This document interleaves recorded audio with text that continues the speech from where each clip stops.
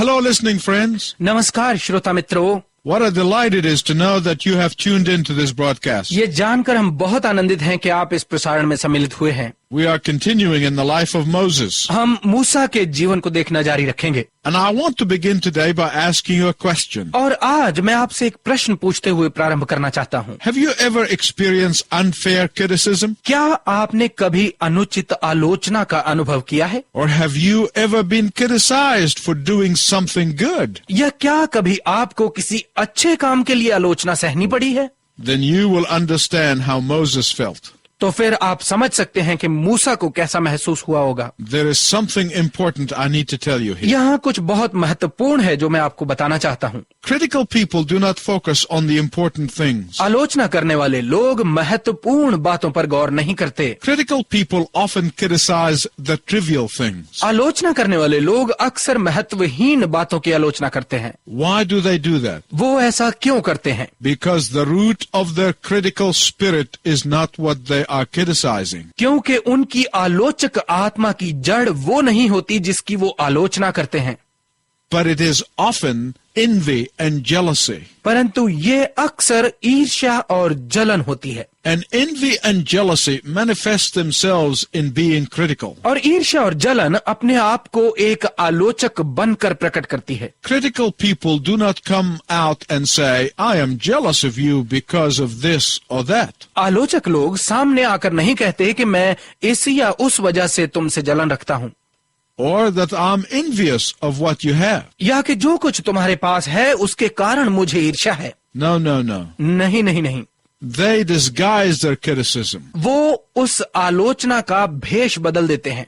They make their criticism sound so important. वो उस आलोचना को बहुत महत्वपूर्ण दर्शाते हैं। They make criticism sound so spiritual. वो आलोचना को बहुत आत्मिक दर्शाते हैं। They disguised it in sound reason. वो इसे एक अच्छे कारण में लपेट देते हैं। And that's what Miriam and Aaron did to Moses. और यही मिरियम और हारून ने मूसा के साथ किया। They were jealous and envious of Moses and his leadership. वो मूसा और उसके नेतृत्व से ईर्ष्या और जलन रखते थे। They were jealous and envious of Moses' godly anointing. उन्हें मूसा के ईश्वरीय अभिषेक से ईर्ष्या और जलन थी। So instead of coming out and saying it in the open, तो सामने आकर खुलेआम इसे कहने के बजाय they criticized him for marrying a Midianite wife. उन्होंने एक मिद्यानी स्त्री के साथ विवाह के कारण उसकी आलोचना की। I think there is a Miriam and Aaron in every family. मेरा ख्याल है कि हर परिवार में एक मिरियम और हारून है। I think there is a Miriam and Aaron in every workplace. मेरा ख्याल है कि हर कार्यस्थल में एक मिरियम और हारून है। I think there is a Miriam and Aaron in every church. मेरा विचार है कि हर कलीसिया में एक मिरियम और हारून है। A Miriam who would instigate the criticism, एक मिरियम जो आलोचना को उकसाती है, and an Aaron who just goes along. और एक हारून जो उसका साथ देता है। A Miriam who ferments criticism, एक मिरियम जो आलोचना को भड़काती है, and an Aaron who says, you're right. और एक हारून जो कहता है हाँ तुम ठीक हो। A Miriam who starts the gossip chain, एक मिरियम जो गपबाजी की लड़ी को शुरू करती है, and an Aaron who naively repeats it. और एक हारून जो भोलेपन से उसे दोहराता जाता है। Miriam's role can be played by a male or female, Miriam के स्थान पर पुरुष या स्त्री हो सकती है, just as Aaron's role can be played by a male or female. बिल्कुल वैसे ही जैसे हारून का पात्र भी पुरुष या स्त्री कोई भी निभा सकता है। Personal criticism, even when it is justified, is always painful. व्यक्तिगत आलोचना चाहे जब ये सही भी हो हमेशा पीड़ादायक होती है, But unjust criticism hurts deeply, परंतु अनुचित आलोचना गहरी पीड़ा पहुंचाती है, especially when it comes from someone whom you love and trust. खासकर तब जब यह कोई ऐसा व्यक्ति करता है जिस पर आप प्रेम और भरोसा करते हैं। What makes this criticism of Moses excruciating मूसा की ये आलोचना इतनी तीक्ष्ण इसलिए है is that it questioned his motives. क्योंकि इसने उसके उद्देश्यों पर सवाल उठाए। After all that Moses did for them, उस सब के बाद जो मूसा ने उनके लिए किया, after fighting so many personal battles with them उनके साथ इतनी व्यक्तिगत लड़ाइयां लड़ने के बाद, regarding their immorality, उनकी अनैतिकता के विषय पर, regarding their murmur, उनकी कुड़कुड़ाहट के विषय पर, yet no one ever questioned his motive until now. तो भी अब तक कभी किसी ने उसके उद्देश्य पर सवाल नहीं उठाया था। And it comes from his own family. और ये सवाल उठाया गया उसके अपने परिवार की तरफ से, His sister and his brother. उसकी बहन और उसके भाई की तरफ से। Let me give you an important principle. मैं आपको एक महत्वपूर्ण सिद्धांत देता हूँ। If you examine the heart of unfair criticism, यदि आप अनुचित आलोचना के हृदय की जांच करें,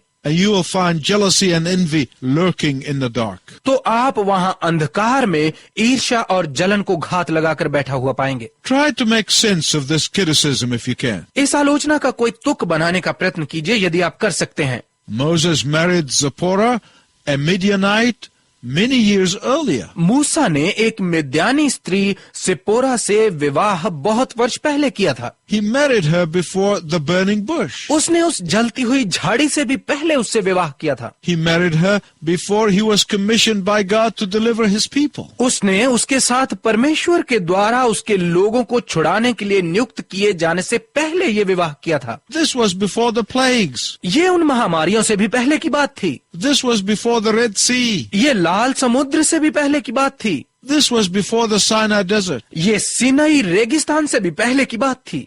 This was before God revealed himself and gave Moses his commandments. ये परमेश्वर के द्वारा मूसा पर प्रकट होने और उसे आज्ञाएं देने से पहले की बात थी। Why criticize him now? अब जाकर उसकी आलोचना क्यों?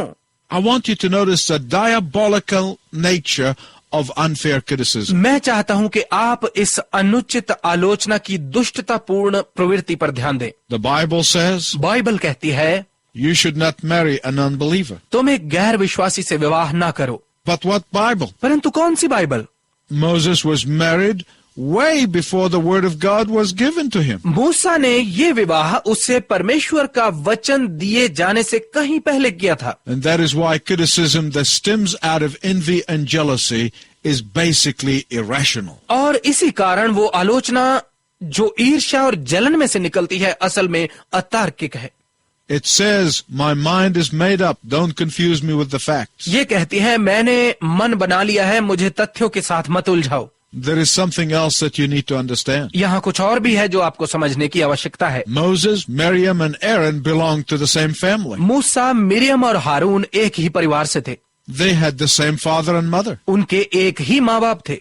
They were Moses' two older siblings. वो मूसा के बड़े भाई बहन थे। They too have been chosen to play a role in God's deliverance of his people. उन्हें भी परमेश्वर के लोगों के छुटकारे में एक भाग अदा करने के लिए चुना गया था। Miriam was the song leader, Miriam गीतों में अगुवाई करती थी and Aaron was the high priest. और हारून महायाजक था। In fact, it is because of their connection with Moses that they received the honor and the privilege of serving. बल्कि मूसा के साथ उनके रिश्ते के कारण ही उन्हें सेवा का ये सौभाग्य और सम्मान प्राप्त हुआ था। It is because of their relationship with Moses that they were in a position of authority and responsibility. मूसा के साथ उनके रिश्ते के कारण ही उन्हें अधिकार और जिम्मेवारी का ये स्थान मिला था। It is because of their relationship with Moses that they became prominent. मूसा के साथ रिश्ते के कारण ही वो प्रतिष्ठित बने थे। Then why is there discontentment and criticism? फिर ये असंतुष्टि और आलोचना क्यों? The scripture does not give us a clear answer as to why the criticism of Moses' wife came to this point. वचन हमें इस बात का कोई स्पष्ट उत्तर नहीं देता कि मूसा की पत्नी की आलोचना यहाँ पर आकर क्यों सामने आती है। Some scholars have said that Moses' first wife Zipporah died and that he married this Cushite woman without consulting with his sister Miriam. कुछ विद्वानों का कहना है कि मूसा की पहली पत्नी सिप्पोरा मर गई और उसने अपनी बहन मिरियम के साथ सलाह किए बिना इस कुशी स्त्री से विवाह कर लिया। If this is true, this can be the reason. यदि ये सच है तो ये आलोचना का कारण हो सकता है। There are some controlling people who would not want you to breathe without asking their opinion. कई ऐसे नियंत्रण रखने वाले लोग होते हैं जो नहीं चाहते कि उनका विचार जाने बिना आप सांस भी लें। And if they were not consulted before every decision, they can get bent out of shape in a hurry. और यदि हर निर्णय से पहले उनके साथ परामर्श नहीं किया जाता तो वो बहुत जल्दी आपे से बाहर हो जाते हैं। The second scenario, which I am more inclined to agree with, is this. दूसरी परिस्थिति जिसके साथ सहमत होने के लिए मैं अधिक प्रभावित हूँ वो ये है। Moses left his wife and children with his father-in-law Jethro. मूसा ने अपनी पत्नी और बच्चों को अपने ससुर यित्रो के पास छोड़ दिया था। So throughout the time of coming out of Egypt and organizing the people, teaching them to worship and leading them and managing them, तो मिस्र से निकलने से लेकर अब तक लोगों को अनुशासन में रखने, उन्हें उपासना करना सिखाने और उनकी अगुवाई करने और उनका प्रबंध संभालने में Miriam had been the premier woman. Maryam मुख्य स्त्री रही थी। After they settled in Sinai, सीने में उनके टिकने के बाद we are told that Jethro, Moses' father-in-law, and his brother-in-law Hobab came to visit. हमें बताया जाता है कि मूसा का ससुर यित्रो और उसका साला होबेब भेंट करने के लिए आए। In fact, his father-in-law gave him some very good management advice. बल्कि उसके ससुर ने उसे प्रबंधन संबंधी कुछ बहुत अच्छी राय दी। When they came from Midian, they most likely brought Moses' wife Zipporah with them. जब वो मिद्यान से होकर आए तो बहुत संभव है कि वे अपने साथ मूसा की पत्नी सिप्पोरा को भी लेते आए। And she began to get the people's attention. और लोग उसकी बात सुनने लगे। And Miriam is no longer the queen of the castle. और मरियम अब महल की रानी नहीं रही। When Moses' wife showed up, Miriam and Aaron were stewing in jealousy. जब मूसा की पत्नी सामने आई तो मिरियम और हारून जलन से जल रहे थे। And they began to look for a reason to put Moses down. और उन्होंने मूसा को नीचा दिखाने के लिए कारण ढूंढना प्रारंभ कर दिया। Do you know the reason why anyone tries to put somebody else down? क्या आप इसका कारण जानते हैं कि कोई किसी को नीचा दिखाने का प्रयत्न क्यों करता है? Generally, it is to build themselves up. आमतौर पर ये खुद को ऊंचा उठाने के लिए किया जाता है। They don't like the spotlight to be on someone else. उन्हें किसी और का प्रतिष्ठित होना अच्छा नहीं लगता। So they spout their own wisdom to show that they are just as important. इसलिए वो ये दिखाने के लिए कि वो भी उतने ही महत्वपूर्ण हैं, अपनी बुद्धि का नल खोल देते हैं। But here's the problem. परंतु समस्या ये है, Self-importance has nothing to do with God's calling upon an individual. किसी व्यक्ति के लिए परमेश्वर की बुल्लाहट का आत्म महत्वता के साथ कोई संबंध नहीं है। God doesn't seem to call important people. लगता नहीं है कि परमेश्वर महत्वपूर्ण लोगों को बुलाता है। He specializes in using the unimportant people. वो महत्वहीन लोगों का प्रयोग करने का विशेषज्ञ है। The Bible said बाइबल कहती है that it was only with Moses that God would speak face to face. कि केवल मूसा ही था जिसके साथ परमेश्वर ने आमने सामने बात की। Through the years, I've had some wise advice from wise men regarding receiving criticism. वर्षों से आलोचना सहने के बारे में मैंने ज्ञानी व्यक्तियों से कुछ राय ली है।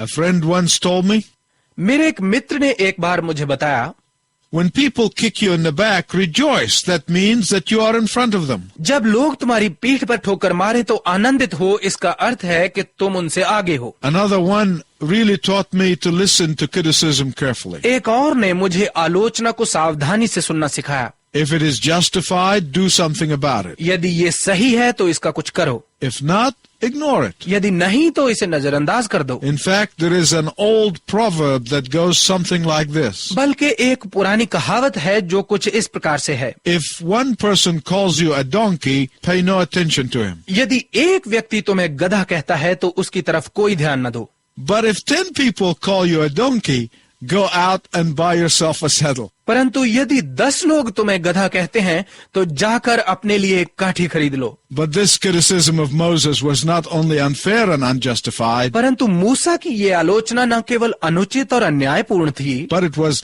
blatantly sinful. परंतु ये स्पष्ट रूप से पापपूर्ण थी। But I don't want you to miss Moses' reaction to criticism. परंतु मैं इस आलोचना पर मूसा की प्रतिक्रिया को अनदेखा नहीं करना चाहता। He could have lashed out and said many things. वो चिल्लाते हुए कई कुछ कह सकता था and most of it would have been justified. और इन सब में से अधिकतर सही होता, But he didn't. परंतु उसने ऐसा नहीं किया। He could have accused him of hypocrisy, वो हारून पर ढोंगी होने का दोष लगा सकता था, but he didn't. परंतु उसने ऐसा नहीं किया। He could have defended himself, वो खुद का बचाव कर सकता था, but he did not. परंतु उसने ऐसा नहीं किया, Because Moses knew that if they were really concerned about his past life and his present spiritual condition, they would have approached him privately. क्योंकि मूसा को पता था कि यदि वो सच में उसके पिछले जीवन और वर्तमान आत्मिक दशा के बारे में चिंतित थे तो वो उससे अकेले में बात करते। Moses knew that they were serving their own purpose. मूसा जानता था कि वो अपना उद्देश्य पूरा कर रहे हैं, And that is why they made their accusation in public. और इसीलिए उन्होंने सार्वजनिक रूप से उस पर दोषारोपण किया। But Moses exhibited the forgiving spirit. परंतु मूसा ने क्षमा करने वाले आत्मा का प्रदर्शन किया। Now, I'm not saying